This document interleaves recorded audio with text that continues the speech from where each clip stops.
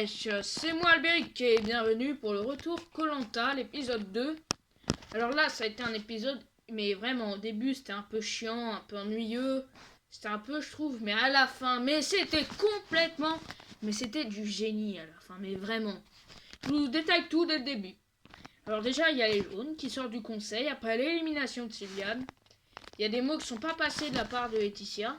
Bon, voilà. Ils en ont marre parce qu'apparemment, vu que c'était une fille, on l'écoutait pas. Et c'est vrai qu'Aurélien, il a un peu pris la place. D'ailleurs, pour l'avenir de l'aventure, je pense que c'est un peu dangereux pour lui.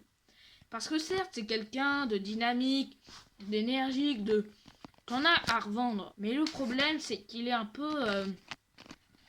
il est un peu trop... il est un peu trop directif et ces genres de gens, c'est pour ça, c'est mon préféré, je le soutiens. Mais Aurélien, fais pas de conneries, s'il te plaît. Fais pas de conneries. Après, voilà, il y en a d'autres, hein. Il y en a à dire de spécial. Thomas qui est énervé, pareil, là, le Thomas, c'est le mec un peu militaire qui aurait tendance à rejeter la chose sur Aurélien, mais ils s'entendent plutôt bien, donc voilà.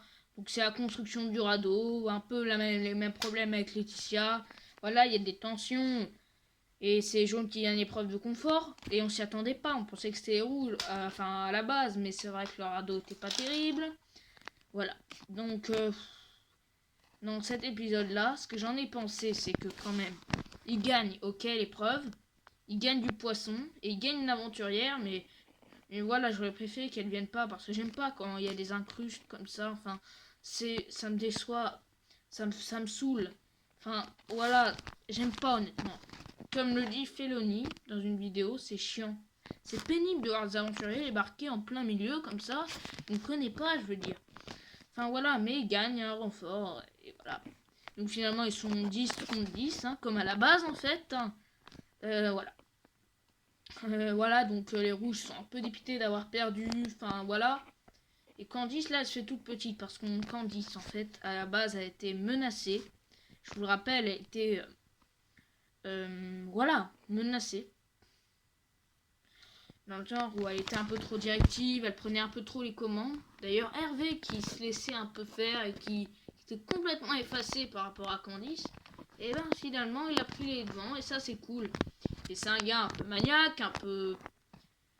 Voilà, un peu maniaque. Et ça, on va l'admettre. Bah, ça fait quand même quelque chose de pas commun, quoi. C'est... Voilà, on s'y attendait, on pensait à la base que c'était quelqu'un qui allait se faire, mais non. Finalement, agréablement surpris. Ensuite, voilà, il y a Arnaud qui pêche du crabe. Bon, Arnaud, c'est le viking, là, c'est le mec, là, viking. Voilà, franchement, je le verrais bien aller loin. Après, on va en reparler plus tard. Donc voilà, Laetitia est en danger, mais finalement, il gagne l'épreuve d'immunité, les jaunes.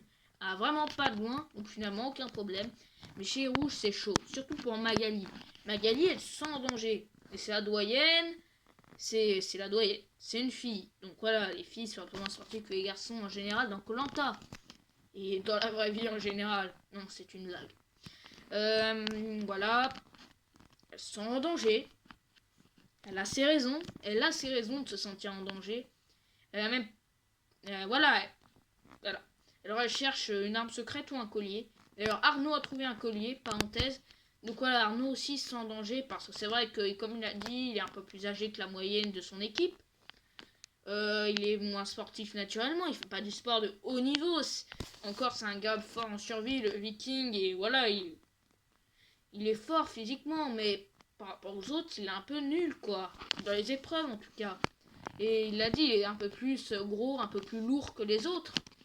Et généralement, quand on est gros, un peu en surpoids, et ben, surtout face à des sportifs de haut niveau comme ça, voilà. Après, je dis pas que moi je serais prêt non plus pour Koh-Lanta. Moi je suis trop maigre. Enfin, en tout cas, je suis pas musclé, tout ça, donc moi non plus je suis pas mieux, mais voilà. Hein, Arnaud a pas un physique très avantageux par rapport aux autres, donc il se sent en danger. Mais il trouve un collier d'immunité. Mais on se dit, je vous rappelle qu'il y a le bracelet noir qui contourne les colliers d'immunité. Alors vous là, si Magali trouve une arme secrète, espérons que ça soit pas le bracelet noir. Déjà, est-ce que Arnaud il va jouer son collier? On va voir. Bon, je vous rappelle, Frédéric a une voix contre lui. Pareil, c'est le doyen de l'aventure, mais il est un peu plus énergique. Mais il a quand même une voix contre lui. Donc voilà, c'est un peu chaud quand même parce que... Et c'est un peu un candidat facile à éliminer. C'est la carte facile. Frédéric, on dit, oh, il a déjà une voix contre lui, on l'élimine. Puis voilà. Hein. Parce qu'il n'y a pas beaucoup de gens qui ont voté contre lui, apparemment. Il y a aussi Candice, qui est un peu l'une des plus jeunes déjà. Si ce n'est la plus jeune d'ailleurs.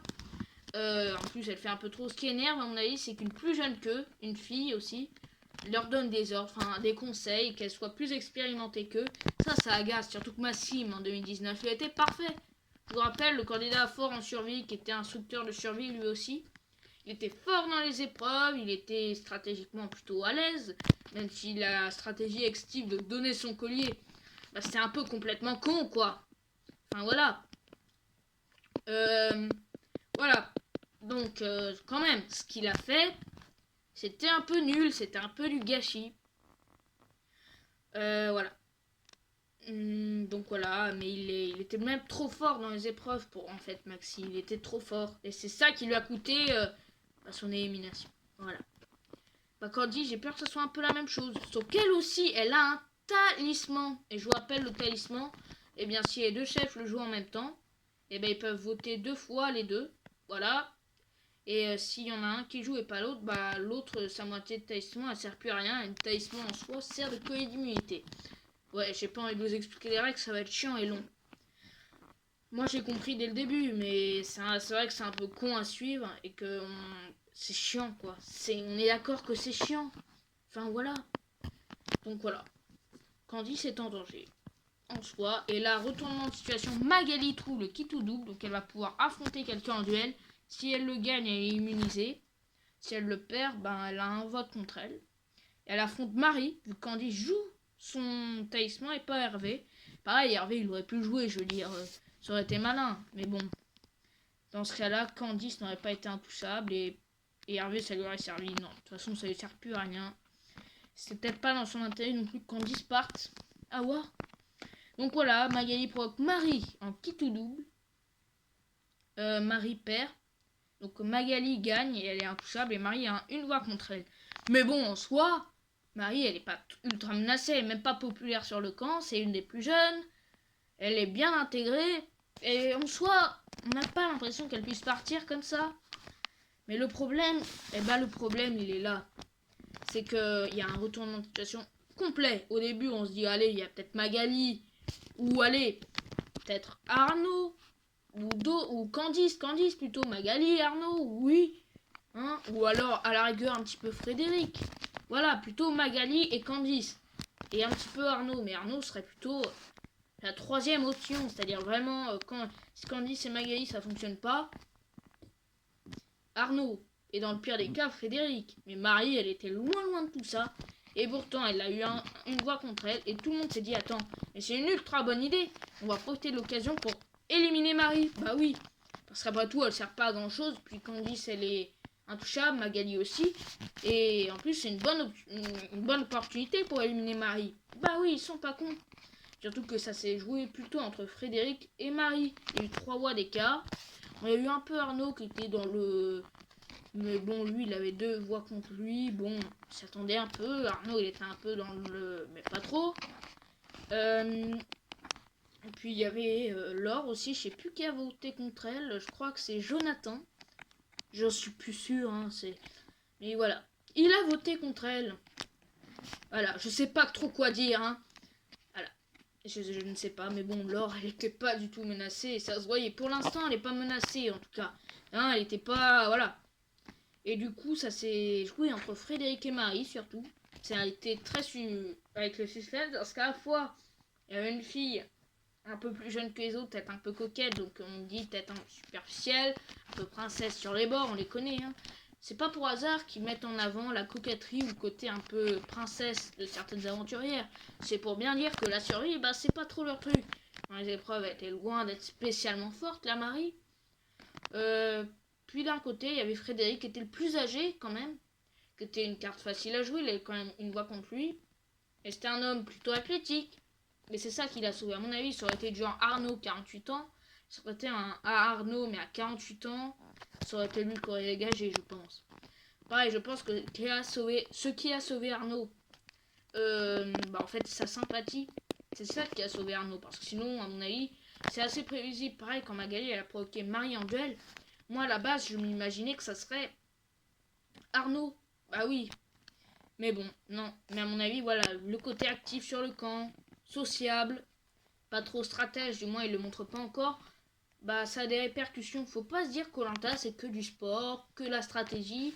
Il y a le sociable qui joue aussi la survie parce qu'il a quand même pêché du crabe. Et le courage, la volonté. Bah oui. Arnaud, voilà. Je pense qu'Arnaud, c'est un peu difficile s'il perd avec son équipe. Il risque de se faire voilà, dégager assez vite. Mais en revanche, s'il passe la réunification, il peut très clairement aller loin. Surtout que c'est souvent à la réunification que commencent les stratégies. Donc commencent les visages qui se dévoilent. Parce qu'en équipe, Koh-Lanta, en soi, c'est pas la partie la plus intéressante. Quand c'est chacun pour sa peau, c'est là qu'on voit qu'il y a certains visages qui se révèlent. Et Arnaud l'a dit dans son portrait, il serait prêt à tout pour aller au bout. Et voilà. Donc pour l'instant, pareil, hein, aucun coup de gueule. Voilà. Ensuite, comment je vois les choses venir après. Ouh là là.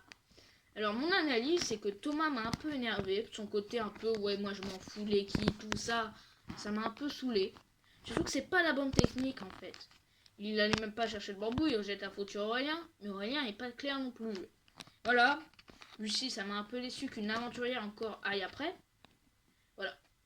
Et je pense qu'Arnaud, s'il choisit les bonnes stratégies, qu'il passe à la réunification, qu'il a un minimum stratège, alors là, ça va être le roi. Mais je vous le dis, Arnaud, il va aller très très loin, lui. Et Aurélien aussi, d'ailleurs, s'il est malin.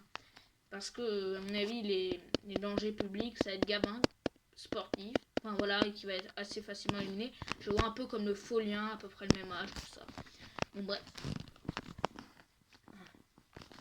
Et ensuite, Anne, elle lui lâche un truc à vous dire. Théoura de retour.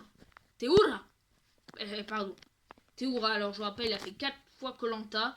Et il n'est pas réputé pour être stratège. Il est plutôt sportif, survie, un peu social. Mais quand il essaye des stratégies, c'est plus fort que lui, il échoue. Et on est en Polynésie française. Et c'est là l'île où est né Théoura. Et on le voit dans les teasers de Koh-Lanta. Alors, à venir, est-ce qu'il va juste être comme ça, personnage intéressant à voir? Ou est-ce que ça va être un candidat part entière qui va intégrer Koh-Lanta? Là ça va être chaud, mais on le voit en rouge. Enfin, qu'est-ce qui va se passer? Mais franchement, qu'est-ce qui va arriver pour Théoura? Et les armes secrètes alors? Comment vont évoluer le jeu finalement? Toute question que tout le monde se pose pour le moment. Enfin, tous les spectateurs de Koh-Lanta, j'entends bien. Mais bon. Voilà. Alors, rendez-vous Koh-Lanta vendredi prochain, évidemment si vous êtes fan. Voilà. Et surtout, ne ratez pas la suite. Est-ce que Théoura être un candidat des Rouges? Je vous rappelle que la saison, elle a été tournée en février 2020.